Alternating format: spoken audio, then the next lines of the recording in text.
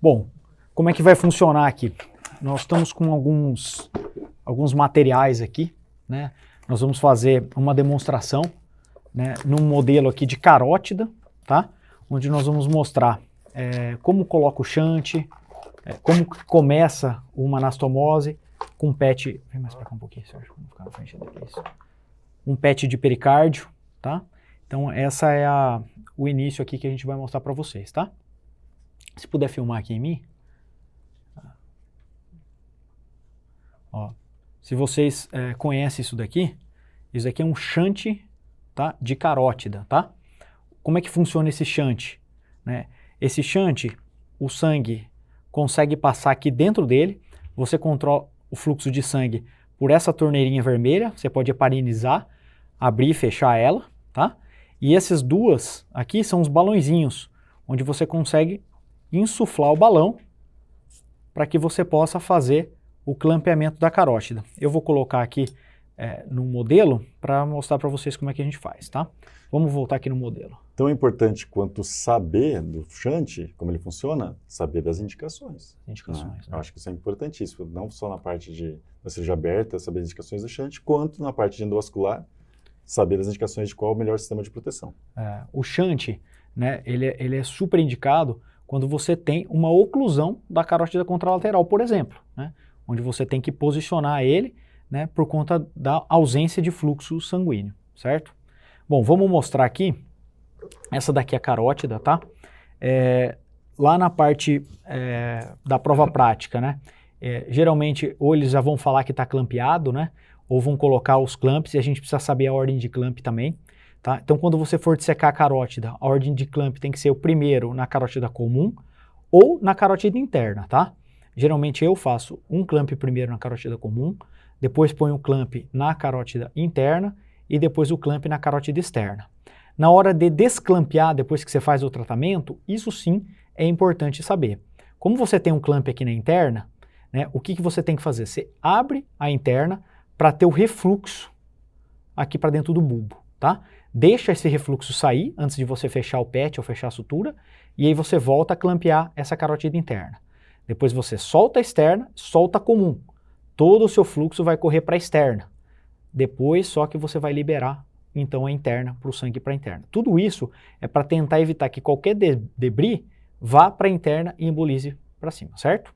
Então vamos lá. Então o primeiro passo aqui que nós vamos fazer é depois de estar clampeado, né, certinho, nós vamos fazer a incisão com uma lâmina de bisturi e com uma tesoura de potes, tá? Vou colocar aqui dentro. A tesoura de potes, a gente vai abrir essa carótida, o bulbo carotídeo em direção à carótida interna, né? Vai daí para mim, por favor. Existe uma tesoura de potes invertida, né, digamos, que seria Reverso, de Dietrich, né? Justamente para fazer esse movimento. Tá bom, vamos lá. Então, nesse momento, né, o que você tem que fazer, né? Um simulador aqui, por exemplo, esse simulador, tem uma placa aqui na carótida, né? E o que você vai fazer? Pode tirar essa mão daqui para ficar mais fácil. Dá para ver aqui, ó, que você tem uma placa, né? O que você vai fazer? Vai usar um descolador de placa para você fazer a endarterectomia, né? Que é retirada dessa placa aqui. Você consegue ir soltando.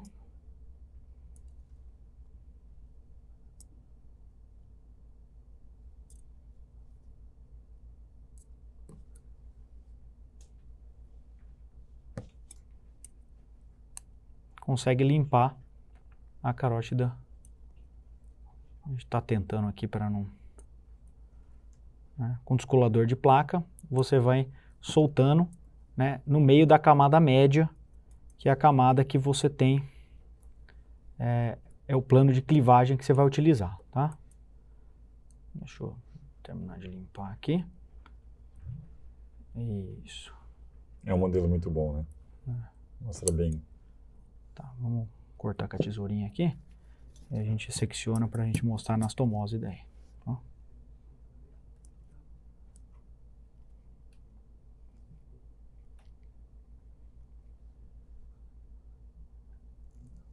Bom, muito bom.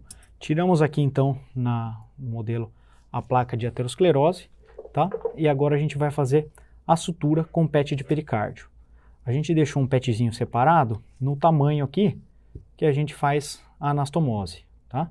Para fazer a anastomose, a gente vai usar um fio de prolene. Lembrando que na prova prática caiu essa parte do prolene vascular, né? Se puder dar um zoom aqui. Olha aqui, tá aqui, ó, tá? Vou fazer o contrário aqui, ó.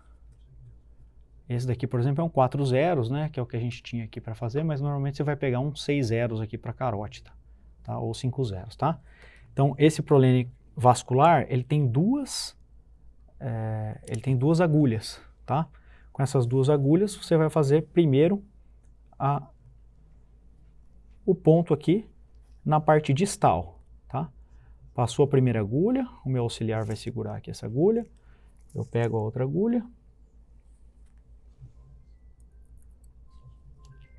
e nós vamos fazer o ponto no PET. Se for um pericárdio bovino, a gente vai pôr a parte rugosa para fora.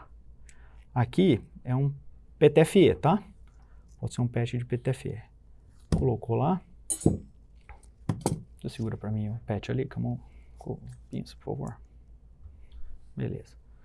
Nós vamos fazer o ponto, tá? Isso daqui tudo pode cair na sua prova prática, entendeu?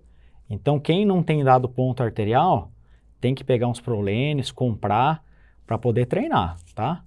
Sem contar que o candidato fica nervoso na hora e começa esquece. a tremer. Exato. Então tem que treinar. Então, a gente faz na véspera lá, tudo isso daqui para vocês treinarem na véspera, no nosso curso, né? Então você faz o primeiro ponto, tá? O primeiro nó, sempre 3 nós, tá?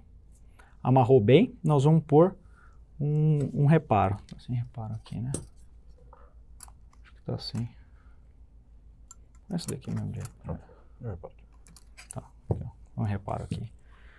O Sérgio vai me ajudar aqui com o reparo. Aí a gente pega o porta-agulha, tá? Nós vamos fazer, pode soltar aqui. Nós vamos fazer o primeiro ponto sempre no PET, tá? A gente vai pegar aqui no PET.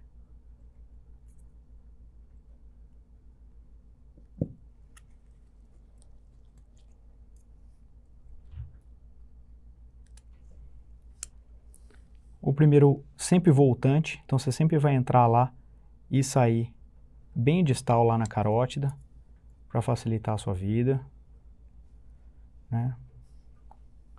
A gente pode fazer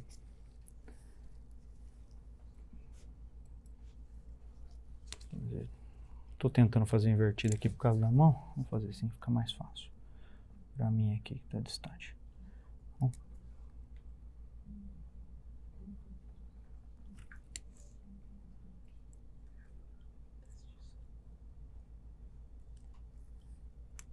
Pode soltar ali o... Segura aí.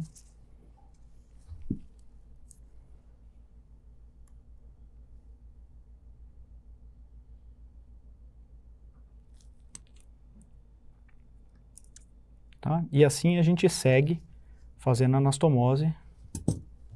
Deixa eu ver aqui pra cá.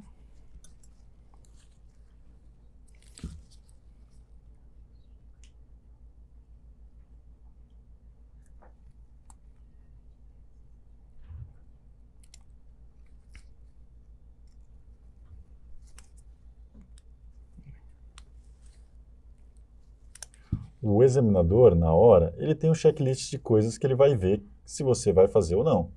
Então, detalhes simples, como heparinização antes do clampeamento. Se você esquecer, vai perder ponto. Então, por isso que vale a pena revisar o passo a passo na véspera conosco. Tem que falar todas essas coisas, né? A ordem de clampeamento, se você vai heparinizar ou não, né? E aí, a manipulação aqui, normalmente se você der 2, 3 pontos, ele já vai saber que você tem condição de ajustar a agulha na mão, se você sabe aonde passar os pontos, que ordem começar. Então, nesse caso aqui, você não vai precisar fazer a anastomose inteiro, né? O que nós fazíamos? 3, 4 pontos aqui desse lado, a gente troca, vem com o outro lado e a gente finaliza, né? Provavelmente já finaliza a questão, tá? Segura aqui.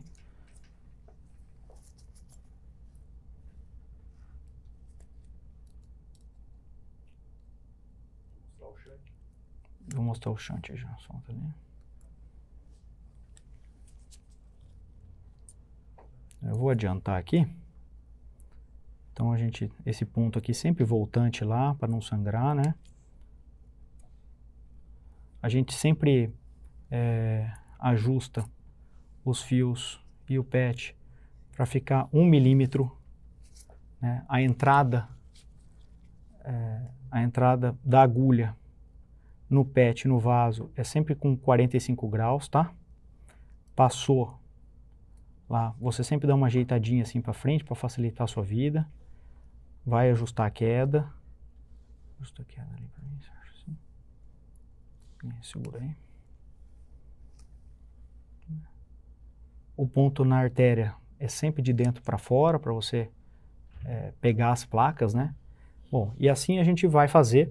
Geralmente, como é que a gente faz? Segue aqui a anastomose até metade, depois você vai fazer o outro ângulo aqui, tá? E depois você segue até metade e amarra um fio no outro, tá? Essa é a técnica de endarterectomia com PET, tá? Muitas vezes, você vai utilizar o shunt, tá? Nós vamos soltar aqui agora para mostrar para vocês como que é a técnica do shunt. Até hoje, a gente nunca viu cair, colocar o shunt, como colocar. Mas é uma questão quente, né, que nunca caiu, mas pode cair. Então eu vou mostrar para vocês aqui como que nós faríamos antes de fazer o PET, tá? Então, como que eu colocaria esse shunt aqui? Primeiramente, ele tem 2 balõezinhos, tá? O azulzinho maior e esse daqui menor, tá? Como que a gente vai fazer esses balões? A artéria vai estar laçada, né, com um vessel loop duplo. Você vai colocar, então, esse shunt lá na carótida interna. Não está entrando aqui, porque não tem a luz aqui. Mas tudo bem, vamos colocar aqui. Esse daqui você colocaria lá na carótida interna, tá? Esse segundo aqui você colocaria na carótida comum, desse lado, e ficaria assim, tá? Laçado aqui e laçado lá, beleza? Nessa via vermelha, você vai abrir a via vermelha e lavar ela com heparina e fechar ela. Aí você vai insuflar o balão da carótida comum, vai insuflar o balão da carótida interna,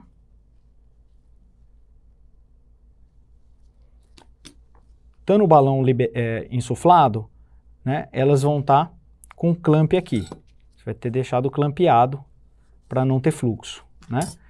Liberou, você vai soltar o da interna, vai conectar aqui e vai aspirar o sangue da interna e lavar com heparina. Vai fechar. Clampeio da interna, solta o da externa. Deixa lavar e lava com heparina de novo.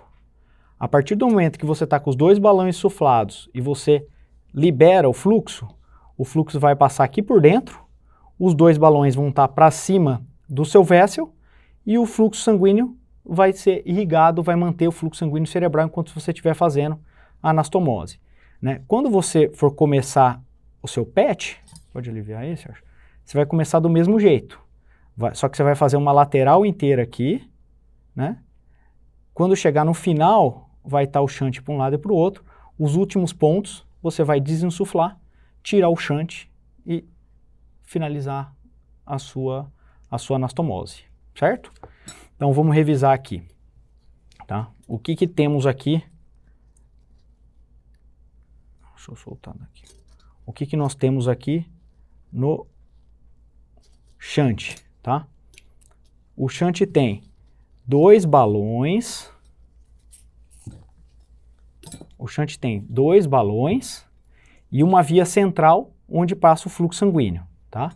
O que a gente quer com o objetivo? Colocar um balão abaixo do vessel e o outro balão acima do vessel, para que o sangue passe aqui dentro, tá? Geralmente a gente vai travar esse fluxo sanguíneo, tá? Para poder lavar o sistema inteiro, enquanto você insufla o balão. Então você coloca essa daqui, insufla esse balão. Coloca isso aqui, insufla esse balão, tá? Se você libera os 2, o sangue vai passar por dentro daqui e vai irrigar o cérebro. A gente tem que tomar sempre cuidado para evitar que a gente force muito esse balão para dentro, que você tem uma lesão aqui e uma dissecção da sua carótida interna. Então sempre você vai fazer endarteré, checar que está tudo limpinho, ver uma artéria boa para você poder introduzir com delicadeza.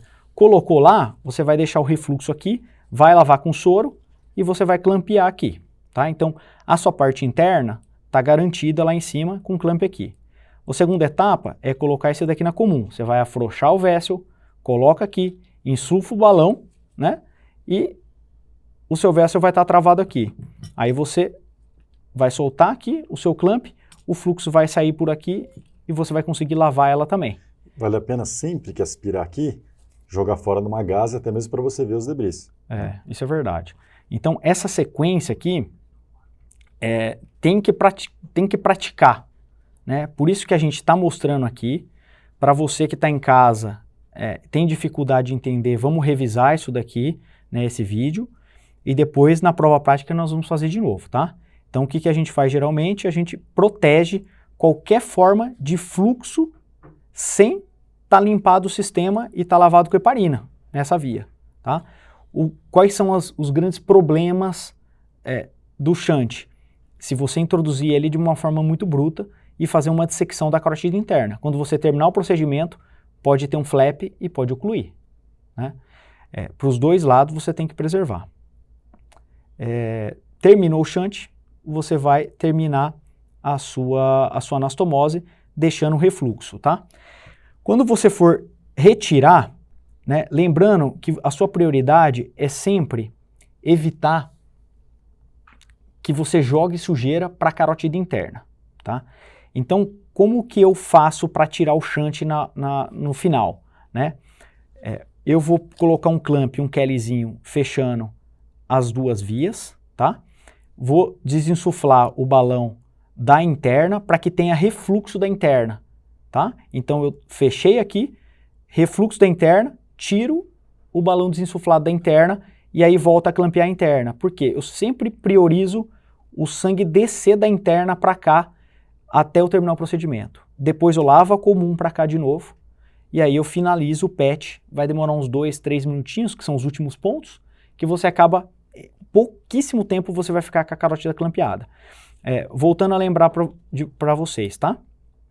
O shunt, ele é importante para você ter um tempo de evitar isquemia cerebral ipsilateral, né? Então a indicação está relacionada com lesão contralateral ou com pressão de refluxo que tem aqui. Muita gente põe sempre o shunt, põe seletivamente, né? Então tem as indicações aí. Quando você coloca o shunt, você tem que assegurar que você não vai fazer uma lesão, não vai fazer uma dissecção e assegurar que você sempre vai manter o refluxo, né, aqui para que se tiver alguma sujeira, essa sujeira vá para a carótida externa. Pode filmar aqui para mim, por favor?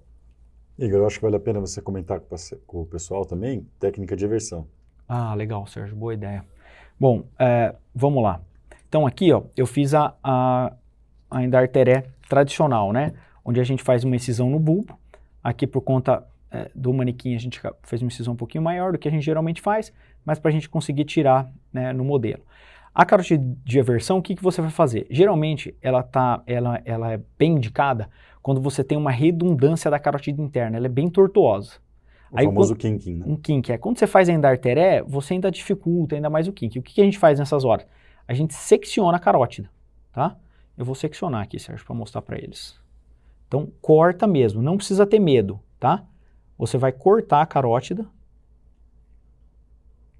Aqui não vai dar por causa do... Tinha que ser uma tesoura maior, né? Como para mostrar para o pessoal? Acho que não tem problema. Essa daqui, só né? para mostrar. Vamos lá. Você vai cortar a carótida, tá? Depois você vai pegar essa carótida que está solta aqui. Você vai... o bisel é do outro lado, né? Você vai tracionar toda a parte dela que está doente. Solta aqui para mim. Você vai inverter ela para fazer toda a endarteré até acabar a placa. Vai puxar ela o tanto que dê para que você faça o bisel aqui, né? Então no caso aqui seria mais ou menos assim, né? Você vai seccionar ela e vai fazer a anastomose aqui de forma que ela fique biselada. tá? Ela ia ficar assim, desse jeito aqui, né?